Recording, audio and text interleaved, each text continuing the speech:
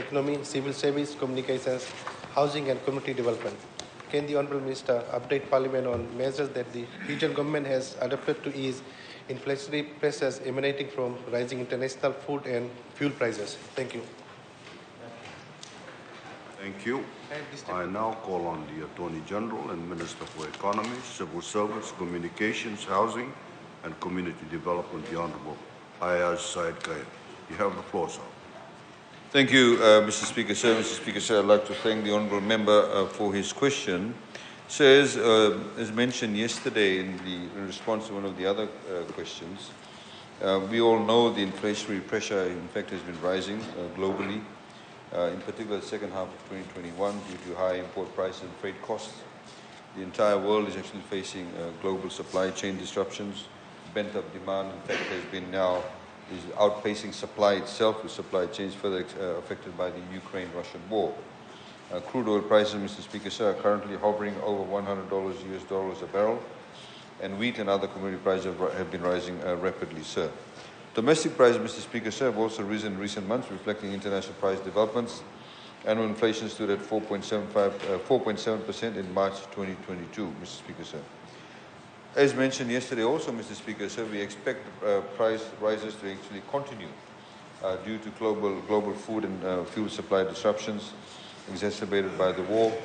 As highlighted also, Mr. Speaker, sir, in countries like USA, inflation rate is now 7.9%, India 6.07%, New Zealand 5.9%, UK 5.5%, Singapore 4.3%, Australia 3.5%. These go back to December, January, February this year.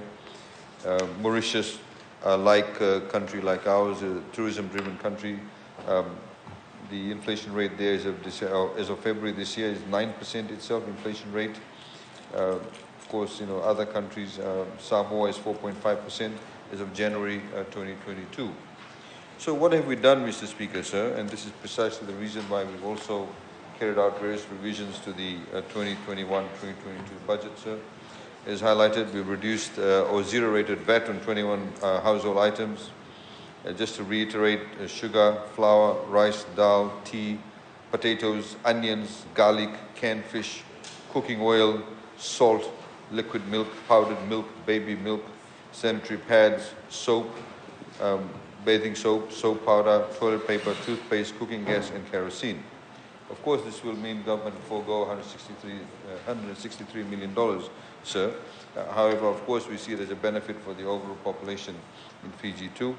International crude oil prices have increased to over $100 a barrel, as stated earlier on.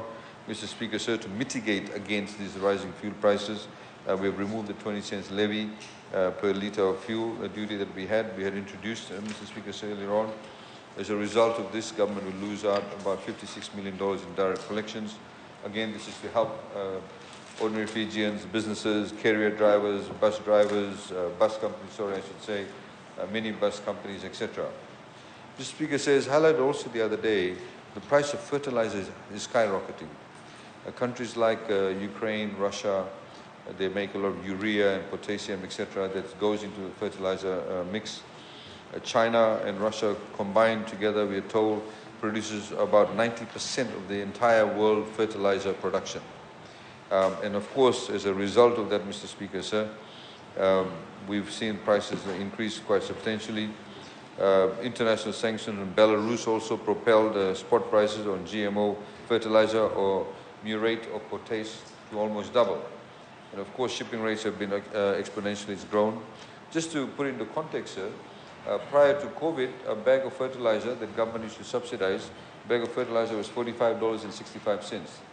The sugarcane farmer paid $20, government paid $25.65. Before the Ukraine war actually broke out, sir, we received the figures and we had to input into the budget that it will rise to $80 to $90 a bag. So essentially, the sugarcane farmer still paid $20. Government will have to, if it goes to $80, we'll be lucky if it goes to $80, not more than that, we'll have to pay $60 a bag. That's how much it has increased, Mr. Speaker, sir. So obviously we're bearing the burden for that, and we've allocated an additional $9.7 million through the Ministry of Sugar Industry under the Fertilizer Subsidy Program. EFL, Mr. Speaker, sir, we are continuing with our 50% subsidy. We had in fact made it 100% with some collaboration with the EFL. It now goes back to 50% of the bill. As allocated in the budget, sir, we've allocated $13.2 million in the revised budget. You will see that, sir. It will assist domestic customers. It will combine annual income of less than $30,000 per household for the first 100 kilowatt of electricity consumption. Currently under this scheme, about 58,192 customers are benefiting from this scheme. Some, of course, some more can apply too. And in addition, I hope the members, they seem to forget what's actually in the budget, but we had also announced last year, and which is continuing, is that micro, small and medium enterprises, Mr. Speaker, sir, they are now paying domestic rates. We are actually subsidizing the difference between the domestic rate and the commercial rate, which they used to pay. And with an annual turn of $1.25 million or less.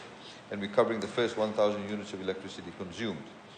Mr. Speaker, sir, we're extending on the revised budget. We've extended this program now to July 2022 with an allocation of $2 million.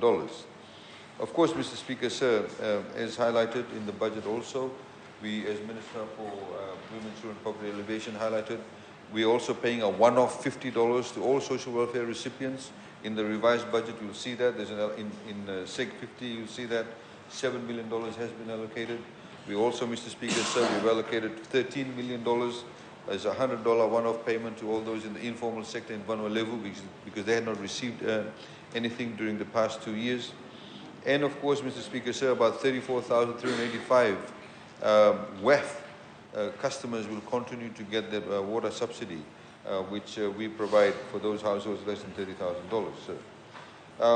The major announcement, of course, Mr. Speaker, sir, taking into account is what has happened globally and following the undertaking by government in 2018 that we will revise the national minimum wage every 2 years. Some politicians on, I think the PAPI lot, have said that we should have revised it 2 years ago in 2020. But Mr. Speaker, sir, well, obviously it is quite silly to suggest we should have reviewed the wages in 2020 when over 100,000 Fijians lost their jobs. You cannot do a review when 100,000 people have lost their jobs and do a minimum wage review then. Of course, the borders have opened up. Honorable Gavoka seems to be shaking his head. Obviously, he does not understand this at all, nor does he appreciate it, Mr. Speaker. If you appreciated it, you actually would be applauding this initiative, Honorable Gavoka. Unfortunately, you need to look within to find out the solutions. Mr. Speaker, sir, the national minimum wage has been reviewed. I have to remind members of Parliament again, because they tend to forget. It was the Beni Marama government that introduced the national minimum wage. The Beni Marama government. There was never a national minimum wage, Mr. Speaker. There was never. It was only in the 10 wages sector that they had their own minimum wage. The Beni Marama government introduced it at $2. And I hope, just to reiterate, Mr. Speaker, so I have to say this because they need to be schooled on these matters, that national minimum wage means that you cannot pay anybody below this particular rate, irrespective of what job they do. Whether they come and cut grass at your house or dig a hole for a foundation, or any job they do, you cannot pay below the national minimum wage. The other 10 wages sectors have their own minimum wage, which is a lot higher than the national minimum wage. So it was $2 in 2014, Mr. Speaker, sir. Oh, the review was done in 2013. Then it went up to $2.32 an hour. Then it went up to $2.68 an hour in 2017, sir. Now, of course, Mr. Speaker, sir, through the assistance of Dr. Pata, we have now said that the minimum wage will be increased to $4 an hour. Mr. Speaker, sir, but we're doing it responsibly, not for political stuntry like they want to do. Mr. Speaker, sir, we've done it in 4 stages because we have to be considerate. We don't want people to lose their jobs. If tomorrow somebody's paying $3 or $2.68 an hour, you cannot expect them to overnight pay immediately $4. In this way, we'll be able to make sure that jobs are still retained, and then people will be able to meet the rising cost of the inflationary impact that's been brought about by the pandemic and, of course, the war in Ukraine. So, of course, we've provided the unemployment support in respect of how we help people meet the cost of living in respect of this inflationary impact. We've disbursed already $205 million to top up members' balance through the FNPF system, Mr. Speaker, sir. And of course, there are now the rounds of the $360, $50, 2 rounds and the $90. A whopping, Mr. Speaker, sir, payout of $225 million. Mr. Speaker, sir, again, we have seen that We've seen a huge consumption increase during these times when those payments were made out. And again, we will see there's a particular level of confidence that are coming back to the consumers.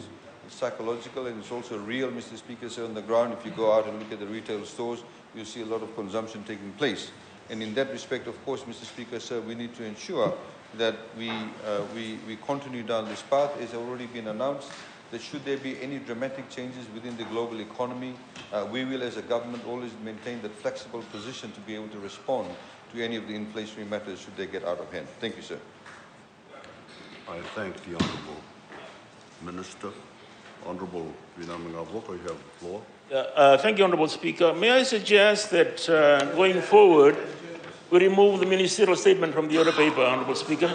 Because we're getting it every day from these guys.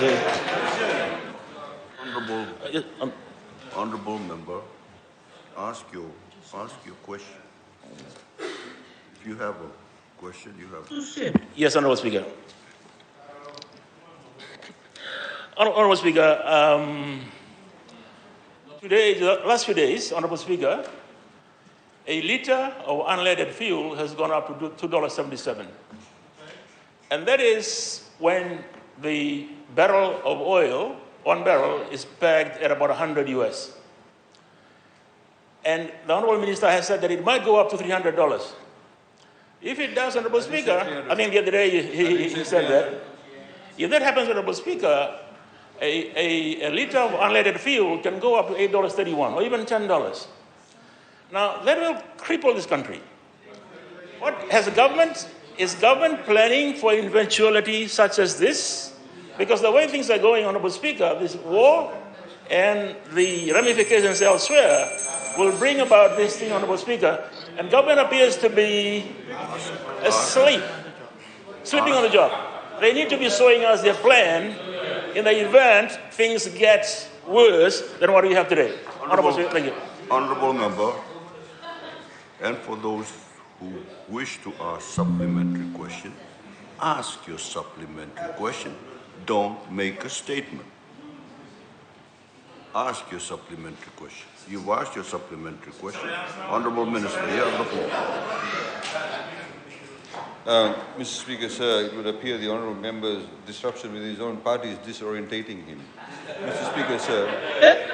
Speaker, sir, I have already answered this question yesterday. He asked a similar question yesterday, is that what's going to happen in the future? I never said the price of a barrel of fuel will go to $300 a barrel. I never mentioned that. Check the hands out. Please don't misrepresent what I've said. Mr. Speaker, sir, we did say that the prices actually can go up. We did also say yesterday, when he asked whether we have any reserves or we can keep any reserves, we did also say in that context that the Americans are thinking of releasing some of their oil reserves. If they do that, then they'll reduce the pressure on the global fuel price. There's a lot of geopolitics that goes along with it. Because if they release the fuel, Mr. Speaker, sir, if they release their reserves, sir, then it could mean the price will come down, but of course other countries may benefit from it, which they don't want. As I said yesterday, as I've said also just today, just now, Mr. Speaker, sir, that we will maintain a flexible position. We've already said that. And we have shown that through our policies that we have a very flexible position in be able to meet the inflationary impact, whether it has a detriment on our economy or not. That's something that we'll deal with. We cannot look into the future and say exactly this is what's going to happen. And that's the sign of a good government. It does not commit to something that it cannot actually put its finger on, but maintains a particular level of flexibility to be able to deal with that situation as and when it occurs. Thank you, sir. I thank the Honourable Attorney General for his contribution to the debate. Honourable members, oral questions is now over. But before we move on,